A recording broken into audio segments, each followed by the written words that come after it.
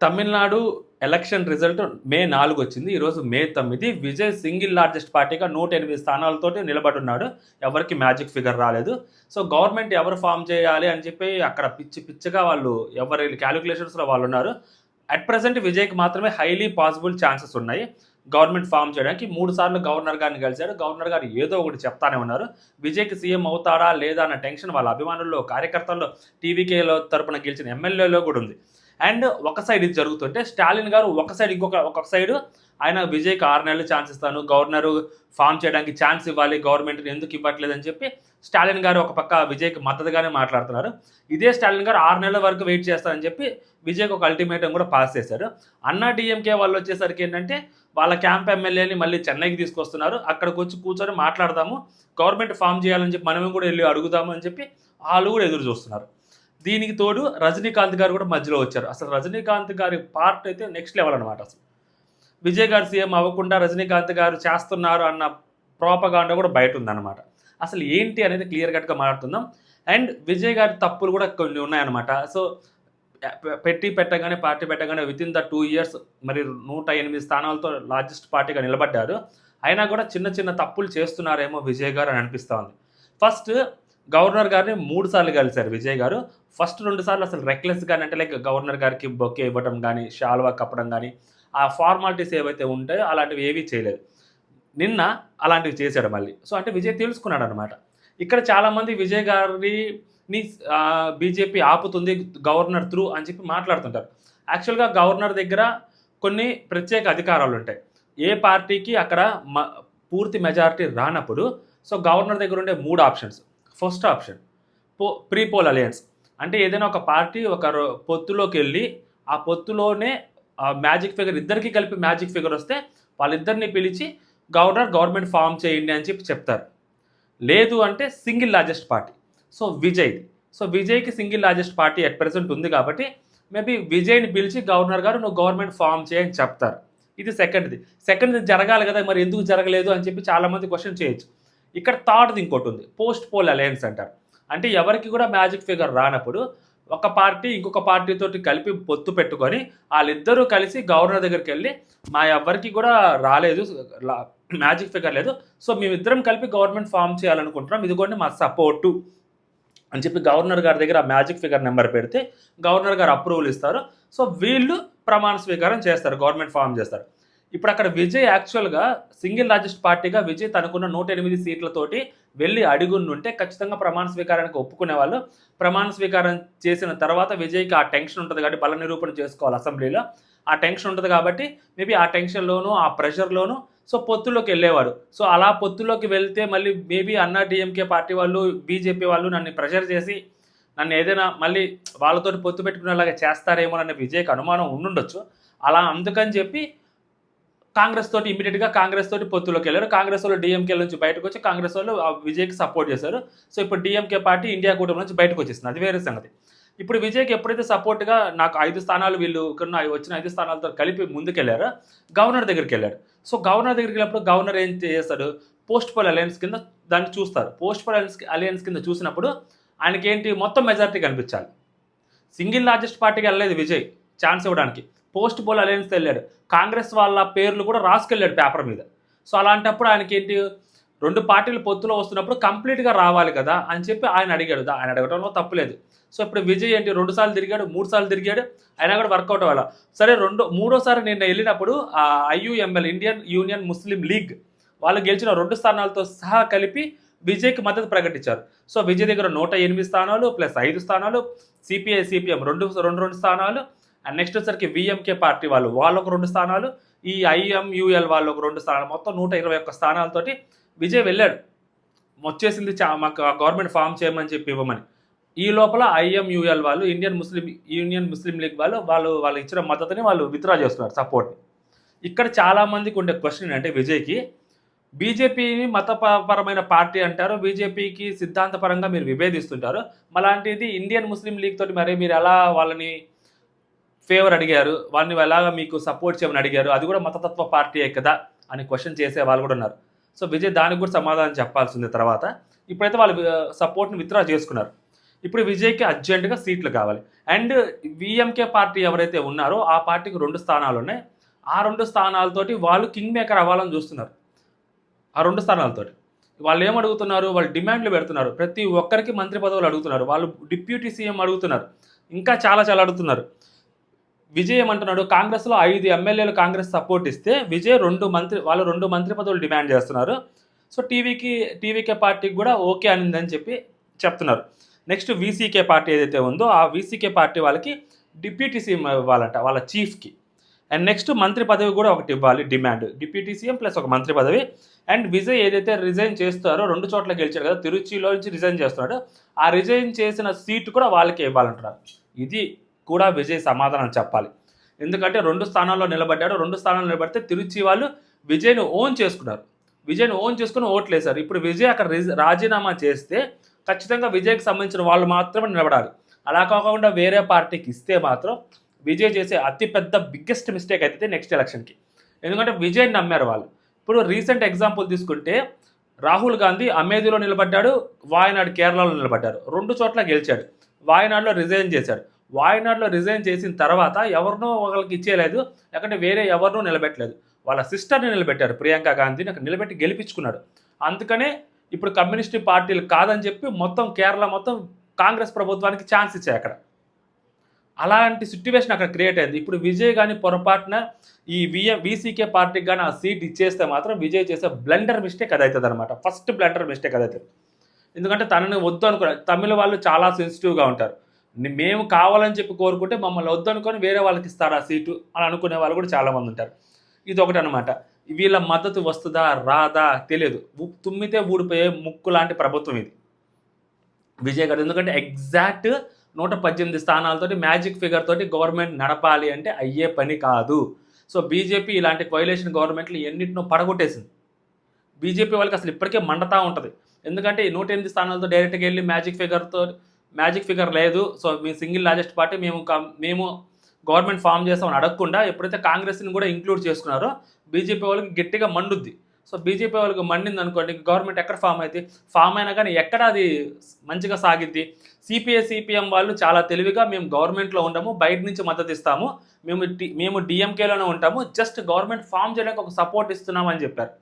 ఇదే స్టాలిన్ గారు మా మిత్రపక్షాలు మాతో ఉండేవాళ్ళు వాళ్ళ ఇష్టమైన నిర్ణయం వాళ్ళు తీసుకోవచ్చు అని చెప్పారు. కాంగ్రెస్ నిర్ణయం తీసుకుంటే ఇండియా కూటమి నుంచి బయటకు వచ్చారు. 6 నెలలు మాత్రమే సపోర్ట్ ఇస్తానంట, 6 నెలలు మాత్రమే వెయిట్ చేస్తా అంటున్నారు డిఎంకే పార్టీ. డిఎంకే కలిసి కూటమిగా ఉంటే ఖచ్చితంగా గవర్నమెంట్ కూడా ఫామ్ చేయొచ్చు విజయ్కి చెక్ పెట్టడం కోసం. డిఎంకే పార్టీ అలాంటి డెసిషన్ తీసుకోలేదు. ఎందుకు అలా చేస్తే డిఎంకే పార్టీ మీద ఒక బ్యాడ్ ఇంప్రెషన్ క్రియేట్ అవుతుంది. ఇప్పుడు డిఎంకే వాళ్ళు ఎంత తెలివిగా వాళ్ళంటే ఇప్పుడు ఫస్ట్ ఒక 6 నెలలో 3 నెలల్లో విజయ్ చేత గవర్నమెంట్ ఫామ్ చేయించడానికి ఇప్పుడు విజయ్కి సపోర్ట్ చేస్తున్న డిఎంకే పార్టీ కూడా మాట్లాడుతుంది. ఇప్పుడు చేపిస్తారు. 6 నెలల తర్వాత సపోర్ట్ ఎవరైతే సిపిఎం పార్టీ వీళ్ళు ఎవరైతే ఉన్నారో వాళ్ళు విత్డ్రా చేసేసుకుంటారు. ఎందుకంటే డిఎంకేతోనే ఉంటున్నారు, మంత్రి పదవి కూడా తీసుకోవట్లా. ఆ నలుగురు బయటకు వస్తే పని అయిపోద్ది. అప్పుడు మొత్తం గవర్నమెంట్ పడిపోద్ది. అప్పుడు విజయ్కి చేత కావట్లేదు, అందుకనే బయటకు వచ్చేసారు. సో విజయ్ వేస్ట్, మేమే గ్రేటు అని చెప్పి ఇలా తీసుకెళ్ళి ఇలా ప్రొజెక్ట్ చేసి డిఎంకే పార్టీ మళ్ళీ ఎలక్షన్కి వెళ్ళారు అనుకోండి, మళ్ళీ వాళ్ళే గెలుస్తారు. ఈ లోపల విజయ్ ఏం చేయాలి? ఎమ్మెల్యేలను కొనాలి, అన్న డిఎంకే నుంచి కానీ డిఎంకే నుంచి కానీ. అలా కొన్నాడు అనుకోండి, అది కూడా ఒక బ్యాడ్ ఇంప్రెషన్ వచ్చింది విజయ్ మీద నెక్స్ట్ ఎలక్షన్కి. అది ఖచ్చితంగా డిఎంకే కావచ్చు, అన్న డిఎంకే కావచ్చు, అది ఫేవర్ అవుతుంది. సో ఉన్న వాళ్ళతోటే ఎవరైతే మద్దతు ఇచ్చారో వాళ్ళతోటే రాజకీయం చేయగల విజయ్. ఎందుకంటే కొత్త తరహా రాజకీయం చేస్తారో అతను అంటున్నాడు కాబట్టి. ఇవన్నీ విజయ్ ముందున్న సవాళ్ళు. ఇది కాకుండా రజనీకాంత్ గారు పార్టీ పెట్టాలనుకున్నారు, పెట్టలేదు, అన్ని పక్కన పెడితే ఎప్పుడైతే డిఎంకే నుంచి స్టాలిన్ గారు ఓడిపోయిన టైంలోనే వెళ్ళి స్టాలిన్ గారితో వెళ్ళి మాట్లాడొచ్చారు. స్టాలిన్ గారితో వెళ్ళి మాట్లాడింది దేనికి, ఎందుకు మాట్లాడుంటారు? బీజేపీ వాళ్ళు వెనకుండా మాట్లాడించుంటారు. ఎందుకంటే మీరు అన్న డిఎంకే కలిసి గవర్నమెంట్ ఫామ్ చేయమని చెప్పి ఆయన చెప్పుంటాడు. అండ్ డిఎంకే పార్టీ దగ్గరికి వెళ్ళి కలిశారు. దాని తర్వాత డిఎంకే వాళ్ళు వచ్చి రజనీకాంత్ గారిని కలిశారు. దాని తర్వాత స్టాలిన్ గారు ఇప్పుడు ఈ స్టేట్మెంట్ పాస్ చేశారు, గవర్నర్ గారు ఛాన్స్ ఇవ్వట్లేదు టీవీకే పార్టీకి సపోర్ట్ చేయమని, అంటే గవర్నమెంట్ ఫామ్ చేయడానికి కోసం ఇలా ఎందుకు చేస్తున్నారు, గవర్నమెంట్ ఫామ్ చేయడానికి ఛాన్స్ ఇవ్వండి అని చెప్పి టీవీకేకి సపోర్ట్గా మాట్లాడుతున్నారు. అంటే దట్ మీన్స్ డిఎంకే వాళ్ళు ఆ అలియన్స్కి ఒప్పుకోవట్లేదు. క్లారిటీ అర్థమైపోయింది. ఇప్పుడు ఏం చేస్తారు?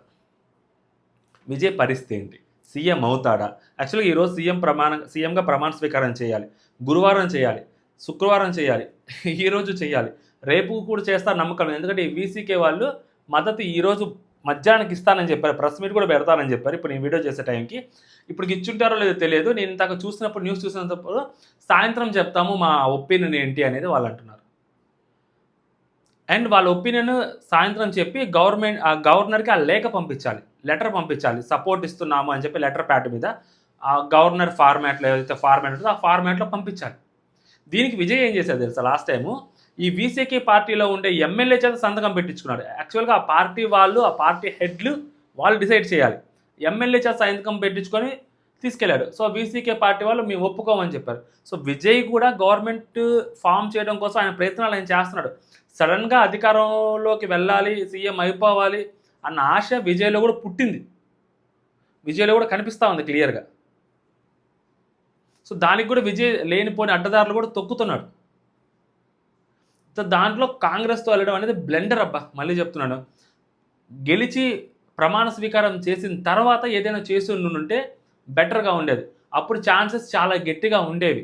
సో ఇప్పుడు ప్రమాణ స్వీకారం ఏమీ చేయకుండా అసలు నార్మల్ జస్ట్ ఒక ఎమ్మెల్యేనే విజయ్ ఇప్పుడు ప్రమాణ స్వీకారం చేస్తుంటే సీఎం హోదా ఉండేది. సో అప్పుడు గేమ్ వేరేలాగా ఉండేది. దానికంటే ముందు ఇది వీళ్ళతో అలయన్స్లోకి వెళ్ళడం అనేది కాంగ్రెస్ తోటి బిగ్గెస్ట్ బ్లెండర్. ఎందుకంటే అటు ఇటు కాకుండా పోతుంది. ఈరోజు సపోర్ట్ ఇస్తున్నామని చెప్పిన వాళ్ళు అదేమీ ఎక్స్పైరీ డేట్ ఉండదు, దానికేమీ శాంటిటీ ఉండదు, దానికేమీ పర్టికులర్ టైం పీరియడ్ ఉండదు. ఈరోజు ఇస్తే మళ్ళీ రేపు ఇవ్వరు వాళ్ళు, రేపు విత్డ్రా చేసుకుంటే పోయినట్టే, మళ్ళీ ఎల్లుండి మళ్ళీ పక్క రోజు మళ్ళీ విత్డ్రా చేసుకుంటే పోయినట్టే. అది చాలా కష్టం విజయ్కి. అండ్ విజయ్ అలివి కానీ హామీలు ఇచ్చాడు, 1,00,000 కోట్లు కూడా సరిపోవంటున్నారు అక్కడ గవర్నమెంట్ వాళ్ళు. అండ్ విజయ్ 3,000 కోట్ల రూపాయలు దగ్గర ఖర్చు పెట్టాడు తెలుసా ఎలక్షన్ కోసం. ఏంటి, ఈ డిజిటల్ క్యాంపెయినింగ్ కోసం ఒక టీవీ ఛానల్ తోటి కొనేసి 3,000 కోట్లు దగ్గర ఖర్చు పెట్టారు ఆయన. బయట నుంచి ఫండ్స్ వచ్చాయి ఆయనకి. మేబీ ఆయన ఎలక్షన్స్లో పంచలేదేమో కానీ డబ్బులు, బట్ ఈ ఎలక్షన్ క్యాంపెయినింగ్ కోసం పార్టీ తరపున 3,000 కోట్ల దాకా దగ్గర ఖర్చు పెట్టారంట విజయ్ గారు. మరి ఇప్పుడు ఆ విజయ్ గారు ఇంత సిట్యువేషన్లో, ఇప్పుడు ఈ హీటెడ్ సిట్యువేషన్లో ఇలాంటి ఒక వైలేషన్ గవర్నమెంట్ తోటి ఆయన ఎంతకాలం నడపగలుగుతారు? ప్రతి ఒక్కరికి అధికారం కావాలి, డిఎంకే పార్టీకి అధికారం కావాలి. డిఎంకే పార్టీని అందులో దట్టు స్టాలిన్ని ఓడించాడు విజయ్. స్టాలిన్ చూస్తూ ఉంటాడా? ఉండడు. ఖచ్చితంగా ఛాన్స్ తీసుకుంటాడు. ఆ ఛాన్స్ తీసుకునేది ఏంటంటే హుందాగా తీసుకోవాలని చెప్పి ట్రై చేస్తున్నాడు. ఇప్పుడు రజనీకాంత్ గారికి కూడా ఒక మైండ్లో ఒకటి ఉంటుంది, నేనే సీఎం అవ్వలేదు, సో ఇప్పుడు పార్టీ పెట్టి ఇప్పుడే సీఎం అయిపోతాడా అని చెప్పి ఆయన మనసులో కూడా ఉంది. అందుకని విజయ్ని సీఎం అవ్వకుండా మీరిద్దరు కలిసి గవర్నమెంట్ ఫామ్ చేయండి అన్న ఒక ప్రపోజల్ తోటి వెళ్ళాడు. లేకుంటే ఇమ్మీడియట్గా ఎందుకు కలవాలి డిఎంకే పార్టీని? ఆయన అప్పటి నుంచి అన్నా డిఎంకేకి సపోర్ట్గా ఉన్నాడు, బీజేపీకి సపోర్ట్గా ఉన్నారు. వాళ్ళని కలవకుండా ఓడిపోయిన స్టాలిన్ని కలుస్తారు ఎవరన్నా. ఓడిపోయిన వెంటనే కలవడానికి ఎవరు ఇంట్రెస్ట్ చూపించారు కదా. సో అదేదో బాగోదేదో ఓదారుస్తున్నట్టు జాలితో వెళ్ళినట్టు ఉంటుంది అని చెప్పి చాలామంది తక్కువగా వెనకాడతారు. బట్ ఈయన వెళ్ళాడు ఎందుకు? విజయ్ని గవర్నమెంట్ ఫామ్ చేయకుండా చేయడం కోసం వెళ్ళారు. చాలామంది విజయ్ ఫ్యాన్స్ కూడా రజనీకాంత్ గారిని అలాగే మాట్లాడుతున్నారు, అలాగే విమర్శిస్తున్నారు కూడా, మీరు కావాలని చేస్తున్నారు ఏదో మనసులో పెట్టుకొని అని. సో ఎవరి ప్లాన్స్ వాళ్ళకు ఉన్నాయి. మొత్తం తీసుకెళ్ళి గేమ్ అంతా తీసుకెళ్ళి విజయ్ దగ్గర ఉందనుకున్న గేమ్ కంప్లీట్గా తీసుకెళ్ళి బీజేపీ చేతిలో పెట్టారు. ఇప్పుడు బీజేపీ వాళ్ళు ఎలా డిసైడ్ చేస్తే అలాగా. ఇక్కడ హైలైట్ ఏంటంటే ఏ పార్టీ అయితే ఉందో ఆ వీసీకే పార్టీ, నిజంగా వీసీకే పార్టీ వాళ్ళు మాత్రం వాళ్ళ మద్దతు వాళ్ళు ఎంత మంచిగా చేసుకుంటున్నారు చూడండి. హ్యాపీగా 2 మంత్రి పదవులు ప్లస్ మళ్ళీ తిరుచిలో సీటు చిన్న విషయం కాదు. ఇలాంటి వాటితో, ఇలాంటి పొత్తులో వెళ్ళి, ఇలాంటి చిన్న నెంబర్లతో వెళ్ళి రేపు పొద్దున విజయ్ గవర్నమెంట్ ఫామ్ చేసి విజయ్ మంచి డెసిషన్లు తీసుకొని జనాలకి ఏదైనా చేయగలుగుతాడా? ఏదైనా ఒక డెవలప్మెంట్ జరుగుద్ది అసలు? మ్యాజిక్ ఫిగర్ అనేది కంప్లీట్గా లేకుండా సో ఇలాగ వెళితే అయ్యే పనేనా? అసలు నిజంగా తప్పు చేశారు విజయ్. ఏదో డిఎంకేతో అన్నా కానీ, అన్నా డిఎంకేతో కానీ వెళ్ళునుంటే ఒక స్ట్రాంగ్ గవర్నమెంట్ అనేది ఫామ్ అయ్యేది. అట్లీస్ట్ ఒక 3 ఏళ్ళు అన్నా కానీ ఉండేది ఛాన్స్ విజయ్కి. మేబీ దాన్ని 3 ఏళ్ళు 2 ఏళ్ళ రేషియోలో సో వాళ్ళకి వీళ్ళకి సీఎం సీట్ షేర్ చేసుకున్నా కూడా విజయ్ దగ్గర అట్లీస్ట్ 3 ఏళ్ళు ఉన్నా ఉండేవి. ఇప్పుడు 6 నెలలు ఉంటే గ్రేట్ విజయ్ గారు, నిజంగా 6 నెలలు ఉంటే గ్రేట్ ఈ సిచ్యువేషన్లో. అటు ఎల్లుంటే బాగుండేది ఏమనిపించింది. ఎందుకంటే ఆయన చాలా ఆశయాలతోటి ఆయన చాలా ముందుకు వచ్చాడు. 108 స్థానాలు దగ్గర గెలిచాడు. సో అలాంటిది వృధా అయిపోతూ ఉంటుంది. ఇప్పుడు ఏమవుతుంది, గవర్నమెంట్ కానీ కూలిపోతే విజయ్ గారు కూడా మొండిగా వెళ్తే విజయ్ గారు కూడా రాజీనామాలు చేసి మళ్ళీ ముందుకు వెళ్లాల్సి వస్తుంది. అస్సలు ప్రతిపక్షంలో ఉంటే కూడా విజయ్ గారికి మైలేజ్ వచ్చింది తెలుసా. కాకపోతే ఆయన గవర్నమెంట్ ఫామ్ చేద్దాం, ఇంత దూరం వచ్చాం కదా, సో గవర్నమెంట్ ఫామ్ చేద్దాం అన్న ఆతృతలో ఉన్నాడు. కానీ ఆయన సైలెంట్గా ఉండి 108 స్థానాలతో మాత్రమే వెళ్ళి సీఎంగా ముందు ప్రమాణ స్వీకారం చేస్తుంటే ఆ తర్వాత మద్దతు ఎవ్వరు కానీ ఇవ్వకుండా ఉండుంటే గవర్నమెంట్ కూలిపోయి ఉండేది, లైక్ గవర్నమెంట్ క్యాన్సిల్ అయిపోయి ఉండేది. అప్పుడు మళ్ళీ ఎలక్షన్ కానీ జరగాల్సి ఉండుంటే, లేదా రాష్ట్రపతి పాలన అవ్వచ్చు, లేదా ఎలక్షన్ జరుగుండా సో విజయ్కి సింపతి వచ్చేది. అలాంటి ఏ ఛాన్స్ విజయ్ తీసుకోలేదు ఈసారి. ఎందుకు తీసుకోలేదు? మేబీ సో వన్ టైం అని అనిపించిందో, లేకుంటే ఇంత మెజారిటీ మళ్ళీ వచ్చుద్దో రాదో అని అనుకున్నారో లేదో తెలియదు కానీ సో దీన్నే క్యాప్చర్ చేసుకోవాలని విజయ్ ట్రై చేశాడు. ఏ రకంగా అయినా కానీ కాంగ్రెస్తో కలిసి వెళ్ళడం అనేది అట్ ప్రజెంట్ సో అదైతే మాత్రం బ్యాడ్ మూవ్ అనే చెప్పాలి. నెక్స్ట్ దెన్ ఆఫ్టర్ అంటే లైక్ సీఎంగా చేసిన తర్వాత చేస్తుంటే బాగుండేదేమో అని అనిపించింది. చూద్దాం అసలు ఏం జరిగింది ఏంటనేది. సో ఇది యాక్చువల్గా క్లియర్ కట్గా ఇదన్నమాట జరిగేది, జరగబోయేది కూడా ఇదే. సో నెక్స్ట్ విజయ్ని ఉంచరు ఎక్కువ కాలం, విజయ్ చాలా తట్టుకొని నిలబడాలి. సో ఎంతవరకు నిలబడతాడనేది చూద్దాం ముందు. ఓకే, జై హింద్.